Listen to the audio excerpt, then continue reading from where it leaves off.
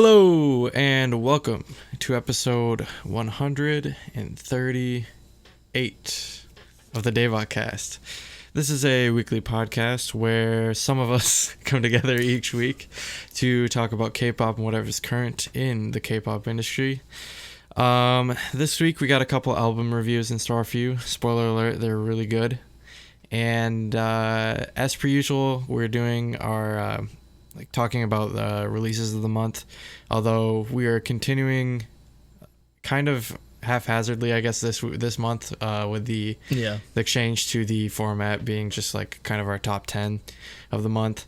And then we have a topic of discussion, which I think will be kind of amusing, so stay tuned for that. All right. As always, I'm joined by Nate, who usually has no things. Don't you wake up, focus me, look at me every time. Amazing. Thank you, Dreamcatcher. Tommy? I don't know. It's like part of the chorus. Oh, okay. So. Yeah, I never realized that. I just assumed it was a Dami rap because it usually is. Oh yeah, no. Dami's rap has some English too, but this is part of the. This is which one? Curse of the Spider. It's part of the chorus. Yes. I think. All right, and then I'm Jacob. Blow notes right here, and it exists. Also, PSA: I bought this because it looked really dumb in the store.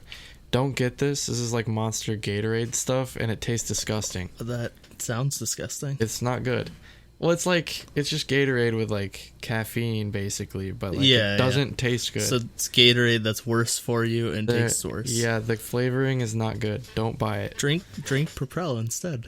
Yes, we're not sponsored, but Propel it's all instead. I drink. If I'm drinking anything flavored. Yeah, basically, I just saw this at Walmart and was like, okay, I'm gonna try this, let's try it. And it was not good. Don't buy it. Bad decision. Yeah. All right. Anyways, I guess with that we can. No. You didn't do your one. This is the first episode. We should mention Andrew's like super busy with work stuff. Yes. So he's gonna be taking a break from Julie Daebak. If you watched Queendom Cast, you already knew this because he was supposed to be on that. But yeah, if you only listen to DaebakCast and haven't listened to Queendom Cast, Andrew's taking a break just to get some work stuff figured out. Yep. And then you didn't do your whole spiel. You gotta tell him to subscribe and. That's videos. Oh, yeah. We talk about Discord. We probably should do it in the beginning. I do it in the beginning when I host. Yeah, okay. I do it in the beginning and the end. Well, guys, remember to join Discord. It's mucho lit. It's mucho lit. We have a lot of cool discussions and stuff on there. Yep. And since the semester started, I'm not super active, but I try to talk in there as much as possible. Lately this week, I've just been posting really old SNSD perfs. So, yeah, I'm kind of on that kind of kick right now. So, yeah, also please subscribe if you like the channel. We have podcasts every week.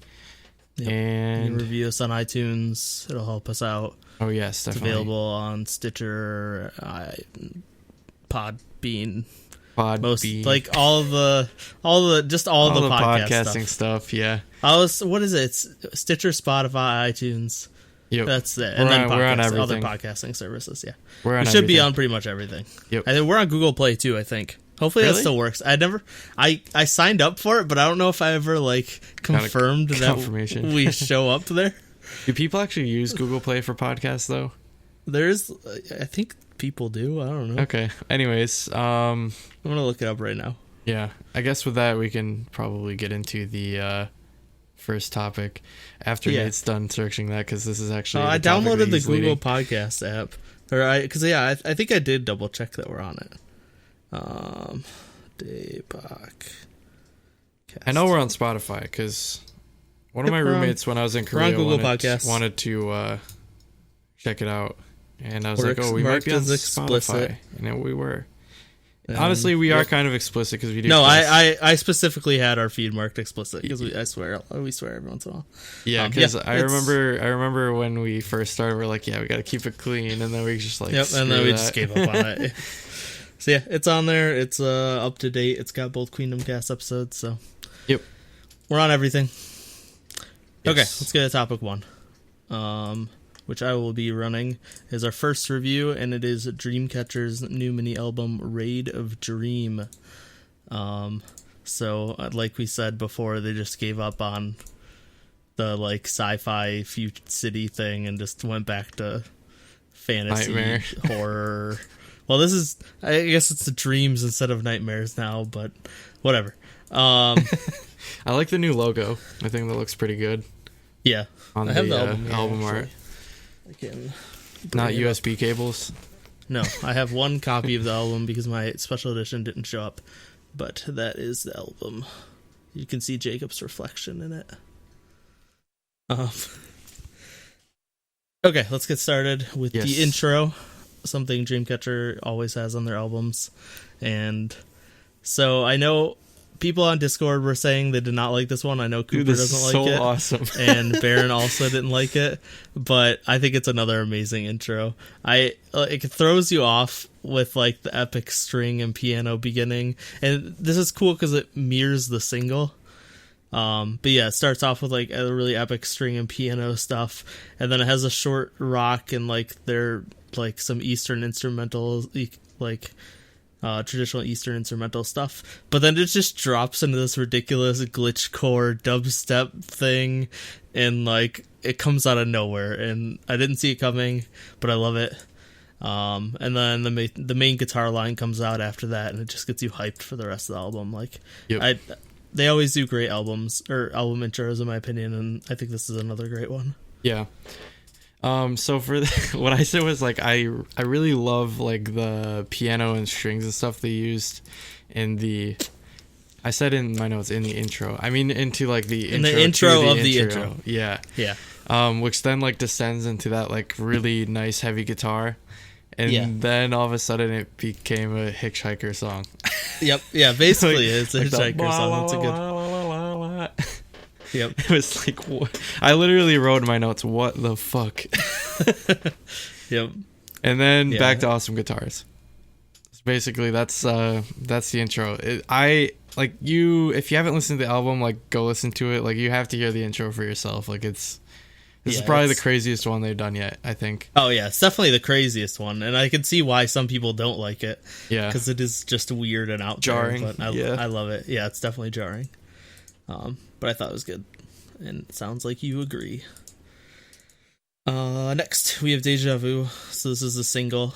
And yeah, like I said, this song really throws you off at the beginning because it starts off like a ballad, and it persists that way for a lot longer than anyone expected. So on your first listen, it's you just think they're doing a single that's a ballad.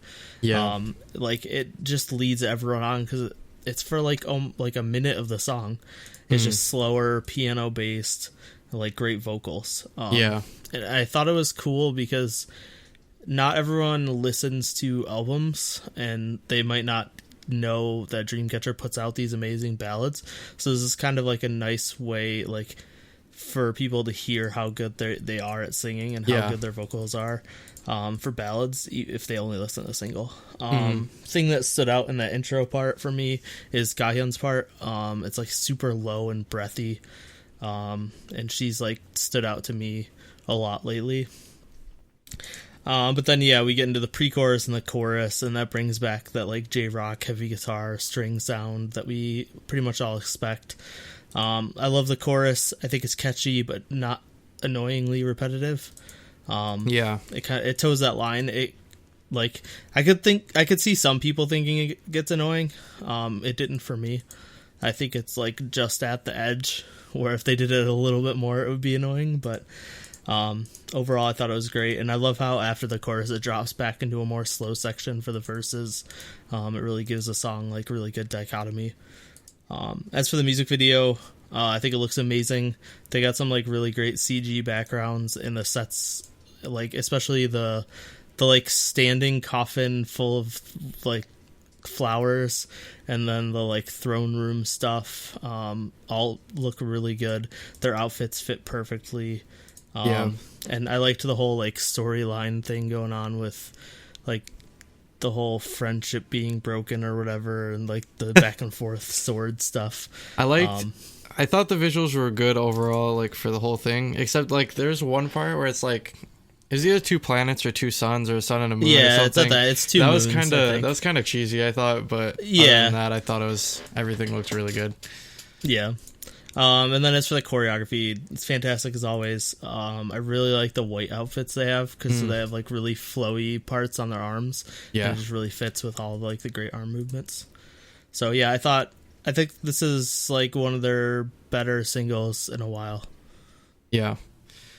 So I think honestly, like the vocals in this song are some of the best as far as like the title tracks specifically go.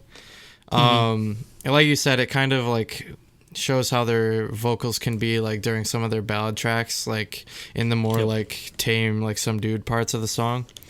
I think like in the pre-chorus especially, the vocals shine really well. I don't know who that is who's singing like really like high up in the pre-chorus, but I really especially like that. Yeah, I'd have to listen to it. I really like the amount of piano that's being used in this song. I thought that was really nice because it's usually like pretty much like guitar based. And then I thought the drop into the chorus was like super effective, and it really fills up super well and gets you really, really hyped. Like, and also like I love how much it clears up and like fills up for the chorus. Like it clears up after and before, and then like fills right up in the chorus. Like kind of like as Andrew coined, it's like the Dave Grohl Foo Fighters effect, where it's like quiet and then gets really loud for the actual hook. Yeah, I love that every time. I love that so much. And I thought this was a huge step up from PD. So yeah, I really, really like this. Next we have The Curse of the Spider, and this song. So this song starts out like Sleepwalking Part 2, because it has just these like crazy, it has electronic instrumentals and then like a drum and bass beat mixed in. But then that's just like the intro, and it leads into a more traditional Dreamcatcher sound. Yep. Those electronics come back for the bridge. Yep. But into the last chorus. But I think like this song is best described as Chase Me Part 2. It's just a very much reminiscent of their original sound, which I'm all for. It's just that pure like traditional Dreamcatcher sound. Once again, it has a slower like verses to showcase their vocals, and then lead into that like hard rock chorus. Honestly, yeah, I loved it.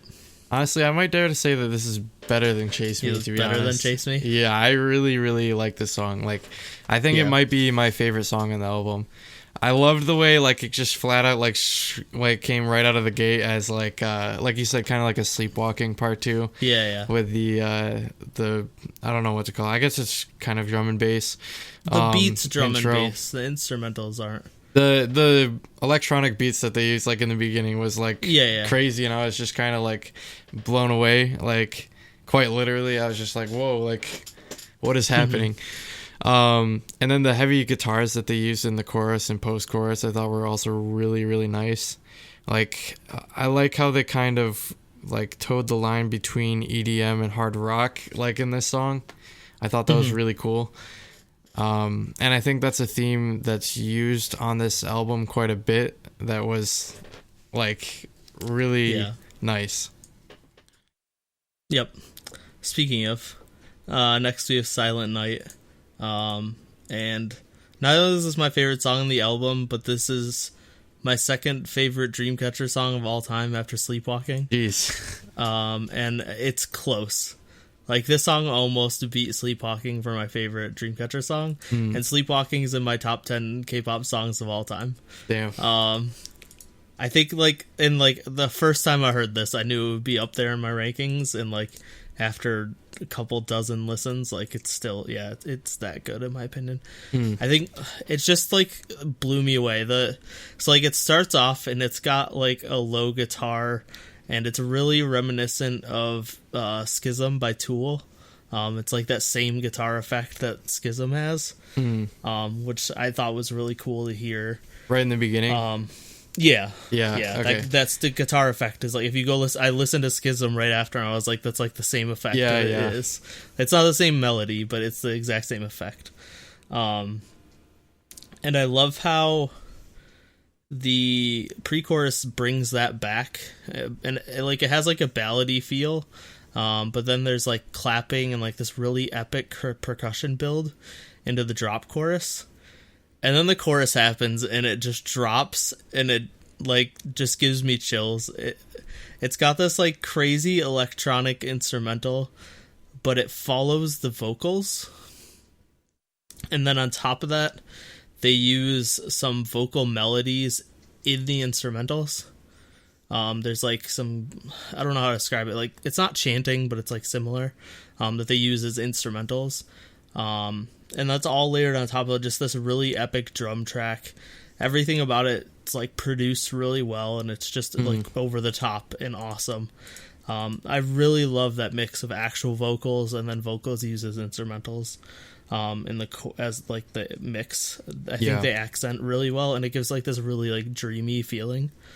And then that all leads back into that intro guitar I mentioned for Dami's rap, and another pre-chorus and chorus. And then you think it's gonna end, and you're like, okay, this song ended, and then it drops into this ridiculous like Euro EDM style ending that's like no one expected, and it just goes on for a few bars.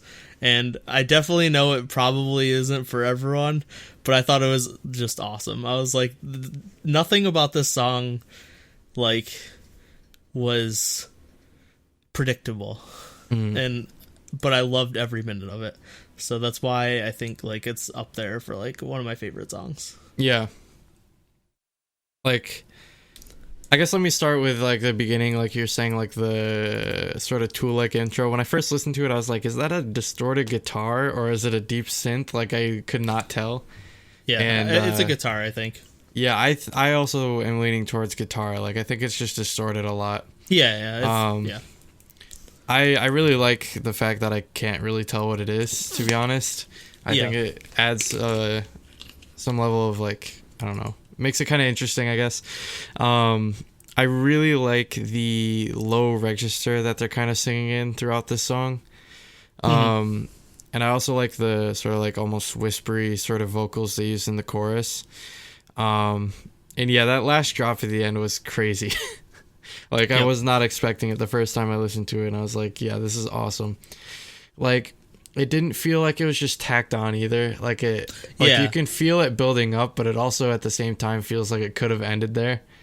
Yep. So yeah, I thought that was really cool.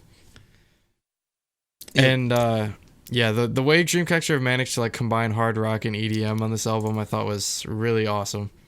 Yeah, I agree. I thought they did it really well. And it's just one of those things that like makes them stand out from everyone else. Like, they're just doing music that nobody else is, and they're doing it well. I'm honestly surprised nobody else has tried doing this sort of concept. It's kind of interesting, but yeah. Yep. And then finally we have Polaris. As you expected, this is the ballad track. Yep. Like I said with the single, I think Dreamcatcher puts out some of the best like girl group ballads out there. And like this one's no exception. I think they go over the top. The vocal and piano melodies are incredible. I think this could easily be on like a Disney soundtrack. Like it's got that really epic feeling of like a Disney ballad. I really like the mix of acoustic guitar and synths and strings. Like that's a really good addition, and it adds a good ability to like swell and make the song more dynamic. That like I don't think the piano would really have. So like that's a nice addition to the instrumentals. Yeah, overall another great ballad from them. Yeah, so basically what I said was it's a ballad, but a really, really good one. I thought the piano was really nice, and so was their vocals. Other than that, I didn't really have a ton to say, just because it's kind of hard to describe this sort of song. But yeah, their vocal performance was really nice in this song, and it's definitely a hit for me. Yeah. Yep. Yeah, so that's it for this album. It's only 4 songs and an intro, so it was a pretty quick review. But I think definitely check it out. It's definitely a contender for mini album of the year for me. Yeah, I don't know definitely. if it'll make the list or how it'll do at the end of the year for the whole group, but it's definitely up there for me. So give it a check it out. Yeah. So yeah, for scores, I give it a 10 out of 10, no contest. Like, I Yeah. thought the concept was really good. I really love the music video. I really love the choreo. I really love the outfits. I don't think they really missed anything there. And I loved all the music. Like I said, it has one of my favorite songs from theirs of all time. And I love their entire discography a ton. So, I Yeah. mean, they're basically my alt group right now. So, pretty expected 10 out of 10, but I had to. All right. Very good. So for me, I gave a full 7 out of 7 for music. I thought every single song on this album, like, just really stood out. Like, it was, like, in some way trying something new for the group, but also, like, kind of building upon what they already had done before, I guess. And I think, honestly, like, music-wise, this is their best album since Prequel, I think, probably. Yeah. And then for concept, I gave it 2 out of 3. I thought their music video was really well done, but nothing like crazy for me. So overall, I gave the album a 9 out of 10. Yep. And then Cooper gave us a score, but he didn't give any comments. He gave the music a 5.5 out of 7. I know he asked specifically if we were rating the intro because he's one of the people that didn't like the intro. Okay. So I know some of that is taken off for the intro. I don't know how much. He didn't say. But then he gave the concept a 3 out of 3. So he gave the whole album an 8.5 out of 10. Okay. So that rounds to a 9. So it gets shiny. Shiny. A well-deserved shiny. Yes. And then, Andrew didn't give us scores for this, but he gave us scores for the next one. Yep. All right. So yeah, that's it for Dreamcatcher. Let us know what you thought of the album in the comments. Yes.